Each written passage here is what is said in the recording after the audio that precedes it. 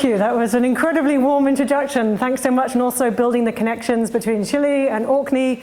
And in fact, one of the Orkney companies I work with, Aquaterra, has an office in Santiago, is helping with the marine energy developments in Chile. So many directions and connections, and potentially with other places that many of you either have lived or come from or know or work with. There's a lot more connections between Orkney and places around the world that you might imagine. Okay, so I am really delighted to be invited to speak with you here at the Rachel Carson Center. It's kind of been a bit of an ambition of mine. The Rachel Carson Center has such an incredible global reputation. So I'm going to give a talk. It'll be about sort of 35 minutes. And I'm also incredibly looking forward to the discussion and questions that you have. For me, that's the reason that I'm here, right, for us to talk. So I'm really looking forward to that part of the colloquium later. Hold on to your hats, by the way, because this might be a slight... Well, you've had some creative talks before, so... All right.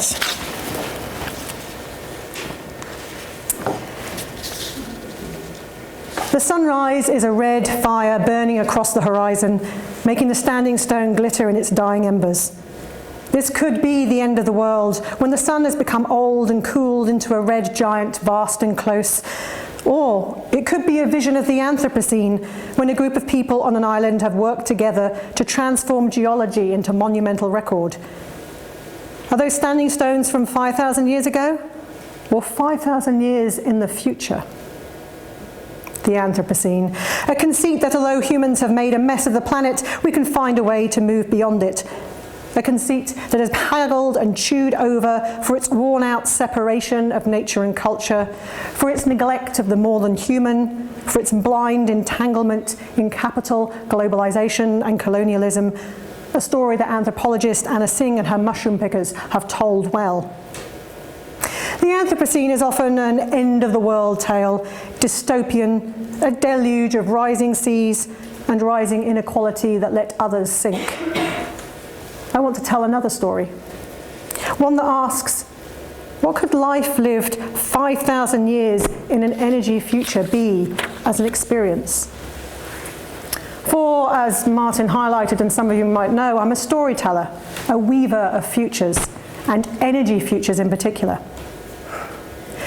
The future's not out there unknown and lying in wait to surprise us. The future, like the rest of the universe and its worlds, is natural and cultural. We make it. We participate in its creation through everyday practice. As an ethnographer, I study those mundane practices that bring the future into being. Setting an alarm clock, Gantt charts and things to do lists, design meetings, and of course, infrastructures and their standards. Infrastructures endure over time. Sometimes, as with waterways, they endure over ages and eons. As ethnographer of infrastructures Susan Lee Starr long ago noted, they are intended to be obdurate, they're intended to endure, so deeply embedded in our lives that they are only able to be fixed and changed in parts. So energy futures can be seen in obdurate energy infrastructures, in their monumental pylons and substations that stride over fields, in their cables that lie over ocean floors and fields, all of which will remain for future generations and for future archaeologists to find. Energy infrastructures can be seen in the making in Orkney. The islands off the northeast coast of Scotland have been my ethnographic field site for over a decade. The islands generate over 120% of their electricity needs from their own wind-blown renewable energy, and they are the site of the largest and longest running grid-connected wave and tide energy test site, the European Marine Energy Centre. The Orkney archipelago is the location for my hopeful tale of an Anthropocene and a different energy future. To weave the energy future story, one that is not science fiction but informed by my research, I will start by introducing you to 3 enduring infrastructures found in the islands. I want to use my ethnographic evidence in the present that might remain as parcel residues into the long future. So these are the 3 infrastructures that I'm going to introduce you to.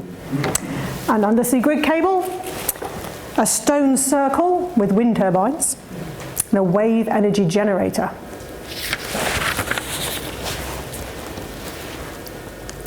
My first infrastructure, undersea grid cable. Electricity is often taken to be ephemeral and visible, hard to form a relationship with, hard to tell stories about. But electricity in stormy Orkney is easy to see and touch, easy to tell stories with. The islanders are farming their energetic seascape from their winds, waves and tides. And on one beach in the islands, you can touch the mottled, segmented surface of the national grid cable, dripping with slick seaweed. I like to imagine it feels warm from too much island-made renewable energy pushing down into the wires. This cable is a huge bottleneck. The islands regularly generate more of their electricity than they need, as I said earlier, from their environment, which means the excess has to be loaded on this cable to be exported south to the country. In Orkney, they long ago reached their grid capacity and exceeded their network. If they generate too much electricity, this and other cables will melt and the lights will go out. So the energy operator has placed a moratorium on further large-scale renewable energy generation in the islands. It's installed a smart grid to stop the fuses from blowing, and that's in the form of what's called an active network management system. We've got any physicists or energy people in the audience who know what active network management is? Great, good. So it means I can just not need to go into the details. Okay, it's a smart grid. And that smarts and the smart grid switch off the local wind turbines to balance the load with demand, a process that's called curtailment. So let me be clear. Despite the wealth of clean, green, environmental resource, the winds, the waves and tides, the operator keeps stopping the islands from generating renewable energy. Curtailment by the smart grid is not the simple techno fix that it appears to be, however. The local-owned wind turbines are generating desperately needed revenue for the islands and their communities. So when a community wind turbine is switched off, the island that owns and runs a turbine loses much needed revenue. Some local wind turbines are being curtailed by up to 40% of the time, which is a staggering loss of income to islands which suffer from some of the highest levels of fuel poverty in the country. To put this in a wider context, the grid challenge in Orkney is a microcosm for a European-wide problem of an outdated grid that was built for centralised fossil fuel power stations. Renewable energy is not where those fossil fuel power stations were built. It's in places like Orkney, which is closer to the Arctic Circle than to London. The grid network is, in essence, the wrong shape for the renewable future. But the islanders will not just wait whilst energy companies and governments tinkle and dither around and the smart grid system switches off the revenue stream that keeps their islands turning, leaving their islands to darken and potentially depopulate. The islanders have been here for at least 5,000 years, as the archaeological evidence shows, and they intend to be here for another 5,000. As the head of the local Orkney Renewable Energy Forum put it to me, what can we do? Meaning, what can they do to increase the capacity on the grid so that the community wind turbines are not curtailed? And then he gave some answers. 1, we could use more power in the islands. 2, we put another wire in. 3, we could take the power off in another fuel. Number 2, just to be clear, is a bit out of the question because they don't have the financial resources to pay for upgrading the pipe and cables on the beach. But use more power, increase capacity on the grid, that they can do. One way to use more power is simple: decarbonise transport and move to renewable powered electric cars. The islands converted their first electric car 14 years ago and now have more electric cars per person than anywhere else in the country. I have one. And now have, along with electric charging points in most of the public car parks. With the new Orkney Reflex integrated energy system, they plan to expand this fleet of electric vehicles and make them available to leased islanders. And then there's option 3. We take the power off in another fuel. And that means energy storage, both hydrogen and lithium batteries, which Martin mentioned earlier. Beyond the reach of the smart grid, electric cars are, in essence, islander-owned grid batteries on wheels. They're a self-determined way to store electricity and take the power off, and so increase the grid capacity. Along with home batteries, such as the Tesla Powerwall, which some of you might know about, so these storage systems are being integrated to an islands-wide energy system to flexibly balance islander supply and demand. Hydrogen is the second storage option the islanders have embraced to reshape the grids themselves. The Orkney Surf and Turf project that involves taking curtailed electricity from the ED community wind turbine, which would otherwise be lost. They take that along with the tide energy from the European Marine Energy Center, and they turn that all into hydrogen fuel. They also have proposed a hydrogen-fueled ferry. They're working on a hydrogen-powered aeroplane, and the islands are now a recognised European hydrogen territory. It's all go in Orkney. So electricity infrastructure is visible and tangible in the islands. Electricity is kin to as feminist technoscience scholar Donna Haraway might say. Primary school children draw their island with its wind turbine on their green fields. You look up to see if your turbine is still turning. You plug in your electric car to do your bit for the islands. You take care of your grid. Acknowledge and work with its familiar social and material limits. Here, electricity infrastructure is malleable and manageable. Instead of the grid being controlled and shaped solely determined by distant electricity transmission actors like state regulators and multinationals, the grid is quietly being managed and reshaped in part by its companion islanders. So the islanders are making their energy future otherwise, not in opposition to the national grid, but in companionship, you'll hear the Donna Haraway reference, with possibilities and its limitations. Working together, islanders and their grid cables are creating their own renewable energy future. That was my first infrastructure. My second one, stone circle with wind turbine together. A local writer and shopkeeper once explained island time to me. I asked him how he thinks about the future, and he said, well, out of my window in Stennis, near the Ringabrogga stone circle, there's a Bronze Age village unexcavated in the field. Across the road is the Mill of Erland, which has Viking roots. Then on the shores to the right there's an Iron Age broch. Behind it was a Neolithic standing stone till the farmer knocked it down. So it informs the decisions you make. It's like being part of a long stretch of beads that goes thousands of years into the past. And you're just a dot, part of it. And it influences how you think about the future. People in Orkney have been making technology then for 6,000 years, from arrowheads and stone circles to whiskey and wind energy. The writer's experience is not exceptional. You can see all of the ages no matter where you look, from stone all the way to silicon, however you count your time. This is time that you can see and touch in monuments and artifacts scattered all over the archipelago. You can experience at least 5 millennia as a continuum of human technology and habitation.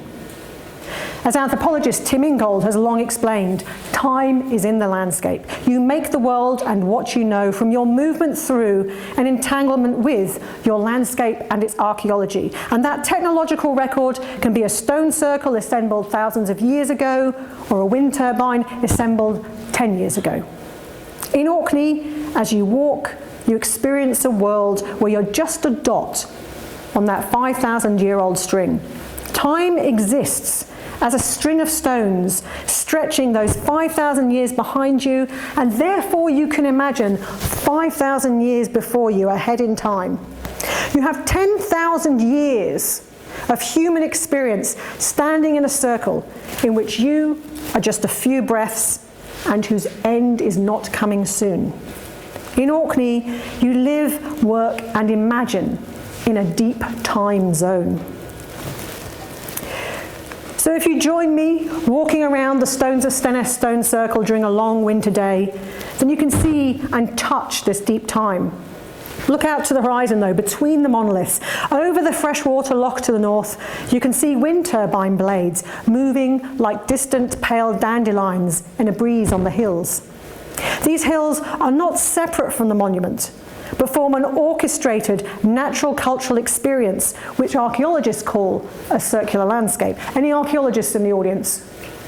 Okay, fine, great, don't have to do too much about circular landscapes. Good. The point is the stone circles are integrated with their landscape in a circular manner. And that whole experience of circular landscapes has been around in Orkney for a very long time. There's been large-scale wind turbines on the horizon of this part of the UNESCO World Heritage Site since the 1980s, when Orkney was the research centre for the UK wind energy industry. Stone circles with monumental wind turbines within their circular landscape have been an Orkney experience for decades. Orkney is this deep energy time zone. It is where energy infrastructures are entangled with archaeological monuments over thousands of years, and so making a distant energy future imaginable and possible. Look closer as you walk around the stone circle, though. Some monoliths remain as broken stones, little dark roots in the grass. Others are gone completely, leaving only gaps where it seems as if stones once might have stood. Except that excavations show the stone circle was never actually completed. Archaeologist Colin Richards had a well-respected theory. He suggests that the existing stones were quarried from different places in Orkney, well that's been shown, and could have been brought to the site by the people who lived near those quarries around in different parts of the islands. He argues, rather than being built solely as ritual or ceremonial centres, it may have been the actual acts of construction that provided the main social focus, he says. He explains this effectively shifts attention from the completed entity, the stone circle as being the thing we're focused on, to the process of building. The act of construction now takes centre stage in both an understanding of stone circles and the formation of social relationships. So walking around the stone circle, feel the gaps, not as missing stones, but as generative. This technology made social relations, tying people together in a social network. There was not an Orkney community that constructed a stone circle. There was a stone circle that constructed an Orkney community.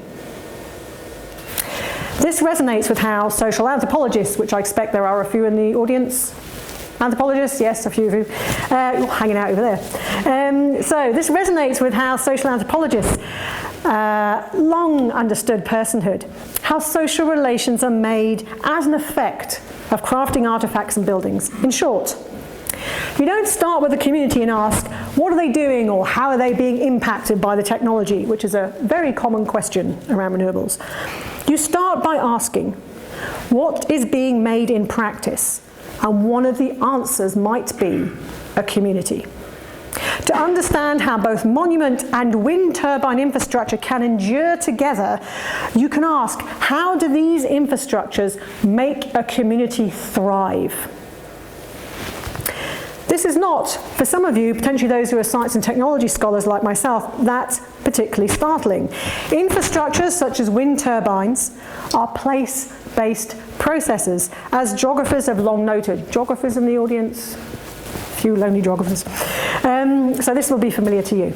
So archaeological and electrical infrastructures contribute to what Orkney is and can be, and changing these technologies changes the islands, not as some natural landscape, but as an ongoing people-place relation.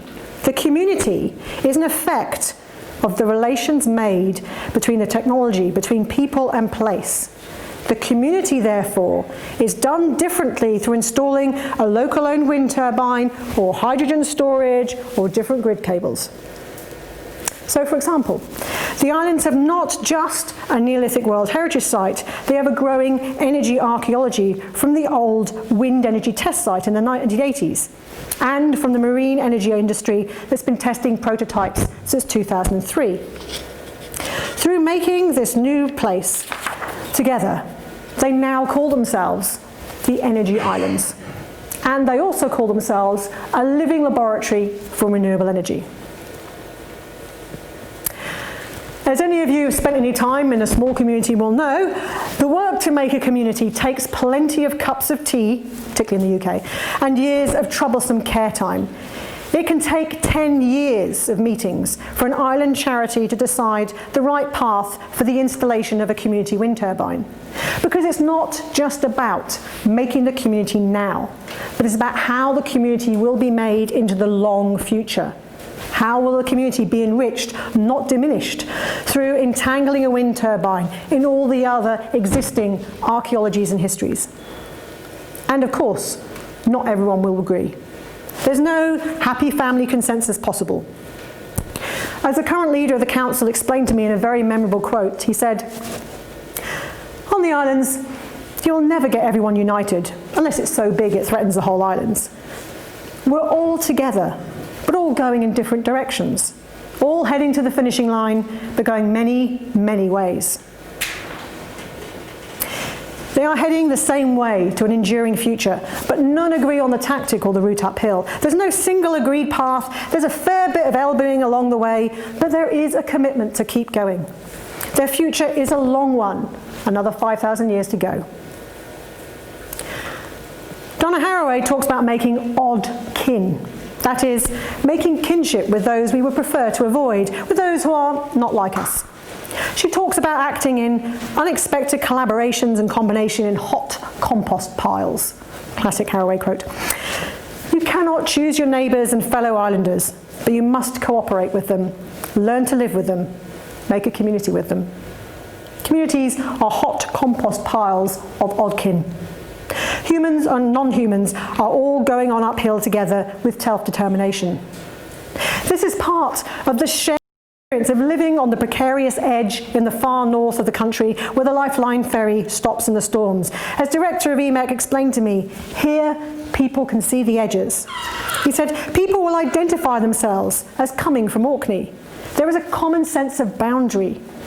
You can see who you are in this with.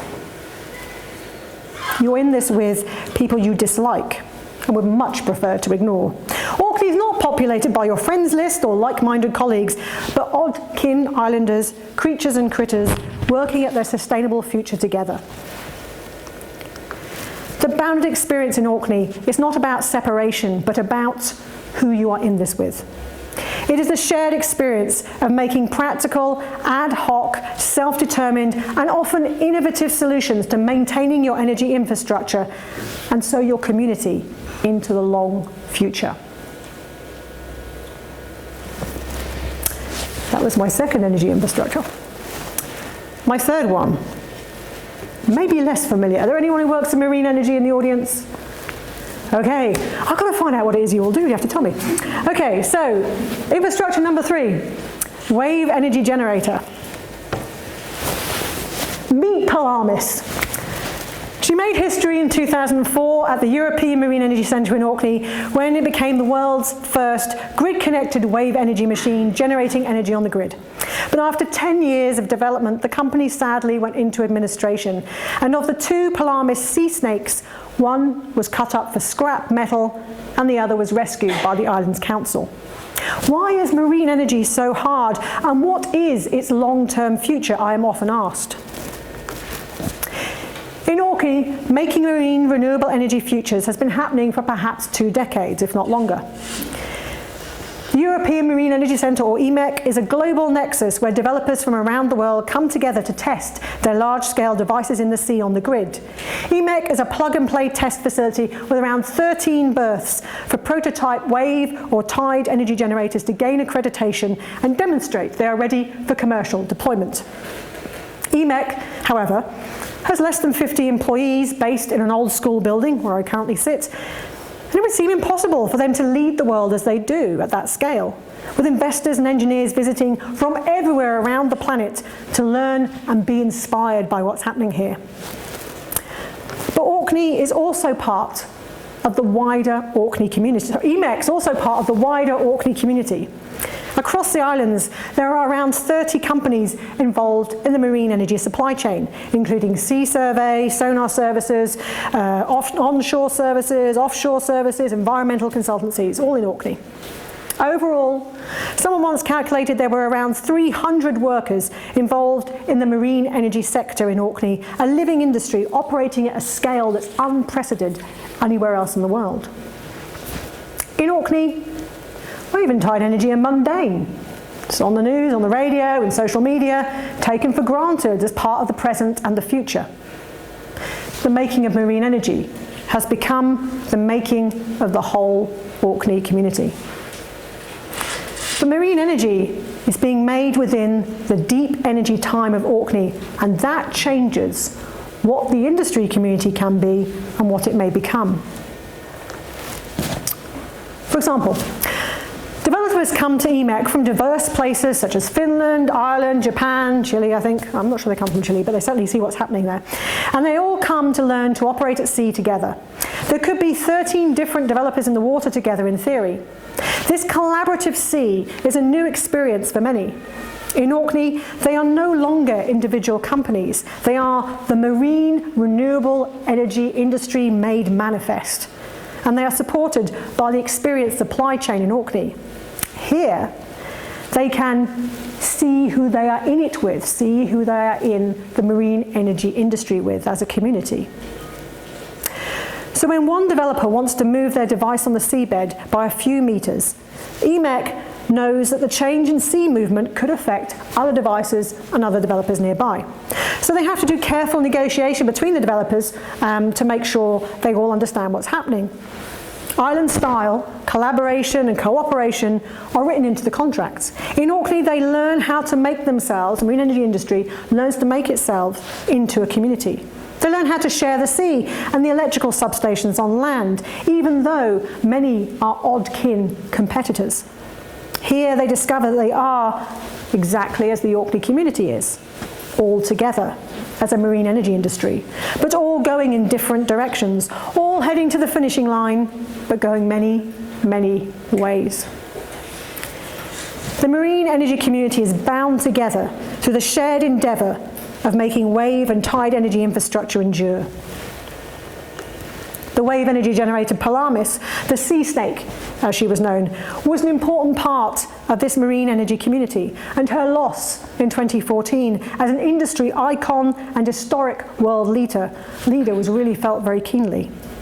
When the company went into administration, the director of EMEC wanted to know and asked me, why is this important piece of monumental technology akin to the Wright brothers' first aeroplane, not on a plinth in a museum, instead of one of them being cut up for scrap? In response to his question and the shared grief I felt in the marine energy industry, I created a poetic version of the wave energy generator, made of my ethnography and placed in a virtual museum. So let me introduce you to this monumental poetic Pelamis, created on the day that she ended. So this runs probably the length across here, across the wall, and I'll bring you in closer so you can see it. And this exhibit is her story. She will live on in words long after the oil has gone. Future archaeologists will dive for her, raise her up, immortal, remembered, our sea snake, as they say even now, the first to make wave energy on the grid. Red and yellow bellied sea snake, genus Pelamis, out there undulating in the sky sea. 1,300 tons of floating metal, a creation myth. She made the world's first wave energy electrons on the grid. 2004, at 10 o'clock on a summer Sunday night in the northern islands of Orkney, she slithered south to the Portuguese sun to taunt the lonely surf at Aquasadora. One became 3 weird sisters of wave power, fettered by navy and nation, a world first. Our buoyancy foam for the underwater plug couldn't cope in Portugal. I can't believe such a small thing cost the project a whole year. Google designed her haute couture, an underwater data center she could encircle and empower. Time passed.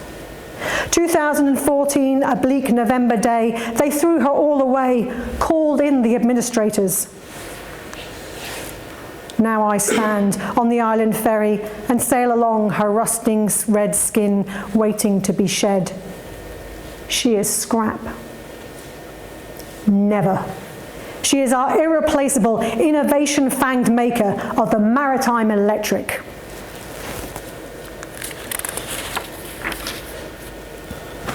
And that is my third energy infrastructure. And now it gets really interesting, I think. So those were my 3 energy infrastructures that I will use as fragments to tell my hopeful Anthropocene story 5,000 years hence. That's what we're going to. You've heard about the present, we're now going 5,000 years into the future. You're all settled in? Hold on to your hats. But before I create that story, I just want to give you a little footnote on the method that I'm using of writing ethnographic futures as hope. So archaeology uses fragments of the present, potsherds, standing stones, to generate a version of the past, one that's both partial and empirical. In my method, I use ethnographic fragments of the present to generate a version of the future, hence why I like to call my method future archaeology. So I include poetic and creative writing in my academic talk because, like Donna Haraway, I regard speculative fabulation, SF, as academic work. Speculative and creative practice is inherent to knowledge-making and innovative methods, as she and many others in feminist techno-science have long ago argued. So I'm putting existing fragments and pieces of ethnography together in new ways.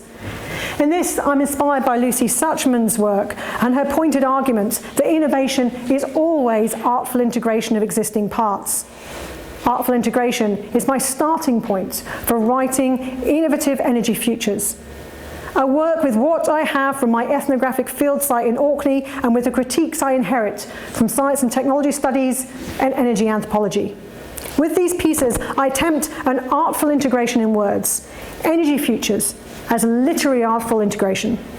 If we are to create new worlds for our future, then we must imagine them first, make them possible, and with some empirical tether to our present. If we also write our energy futures in ways that can travel out with to our oddkin, that can touch those who are not like us, then our words can also allow us to stop and listen to these responses, to the thoughts and dreams from those who are all around us, who are in this energy future with us. So I ask you, just for a moment, stop and listen, imagine, and just be open a little bit to this energy future.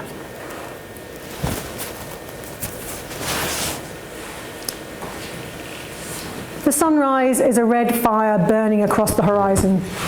We are tracking forward over small islands in a dark and orange northern sea. Domes of grass encircled by a spray-bound fan of seaweed are interlinked with grass bridges. Sheep eat the seaweed unconcerned. Boats and rafts fill the water, painted in deep twilight colours, purple and blues. There is a large domed island ahead with 3 dark monoliths jutting into the sky. Around them, people are crowded in warm clothing, busy with their hands, although it's hard to see what they're doing. Groups of children are huddled close to the sands, gathering shells, as they are known, and croquet buckets as they're known here. Others draw in the air, jumping through sparkling hoops as they shimmer for a moment. Fish leap from the sea to take a look. Younger people lie face down on transparent rafts away from the bustle. We pan right to the shoreline of the large domed island as a bulge of water rises up and a great blunt yellow nose pushes through the tip of some giant sea snake. It opens its mouth and a tongue slips forward, allowing 3 people to step out from sea to pebbles and sand. They stand, arms crossed, frowning. More giant sea snakes race to the shore, finding a place around the circumference of the great island. They all disgorge passengers, tails twitching with the waves. The camera treks over the island, over 3 dark monoliths standing in an incomplete circle. There is an empty streak of grey in the heather, where another stone might stand around which many people fuss. The camera keeps moving. Beyond the stones on the lower slope is a dark black circle in the grass that looks like a hole, but it's too dark. The eye slides uncomfortably away. Around it, more people are busy, some kneeling, some drawing shapes in the air. Smoke drifts over the view. We follow, find fish cooking on a barbecue near the shore. Everyone's taking part in the day. Now the camera races on, pans up to a vast industrial ship, a great circular barge with a crane gantry mechanism in the air above, and tendrils of what must be antennae waving in the air like reeds. The barge's sides are heavily barnacled. We pan up over the deck to find that the centre is hollow. Something in its centre shimmers and radiates heat. A team of people are passing hand signals back and forth across the deck.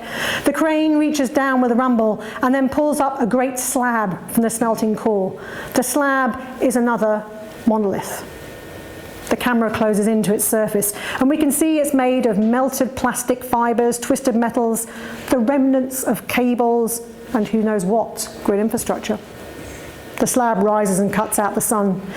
The camera turns to see it casting a long shadow back over the domed island. More hand signals pass between the people on the barge and the land. The crane extends, dips. Terrifyingly, the great mass of the molten monolith begins to swing back and forth, gaining momentum, swinging higher. Then there is a crack as the mechanism releases, and it swings forward and lands dead center in the great black hole in the ground.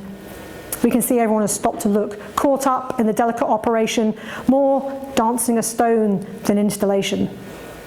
Those who stand around the strange black hole raise their arms together, fingers alive with activity. The monolith seems to drop below the surface deep into the ground. Then it rebounds as though on a trampoline, takes to the air once more. It goes high, slows, almost stops, then tilts, topples, and comes sailing downwards in a sharp parabola. The children jump up and down with excitement. The camera's all on the falling monolith. Will the careful calculations work? Will it plug into the network? Then the monolith hits the earth precise, into the grey slit in the ground. There's a loud, wet hiss as it slips almost a third of the way into the grey socket. Liquid sprays. Everyone cheers. Few whistle. It's a touching of elbows all round. Those working around the black hole bow to the crowd. The camera pulls back to show the monolith of energy infrastructure standing in a still incomplete circle with the others on the crest of the little domed island. People surge around the stones. As we pull back to see the whole island, we can see it is still surrounded by all those great sea snakes. Their golden tails undulate with their wave energy, looking like sun rays on the sea. Even the sheep on the island watch. They are all in it together, although perhaps they do not all agree. They are making it together. A performance, entertainment, the installation of a new energy infrastructure, or some old archaeology. It's not clear where the line is, but perhaps that does not matter. What matters is that by doing this, by working together, by making their infrastructure together, they hope to be here for another 5,000 years.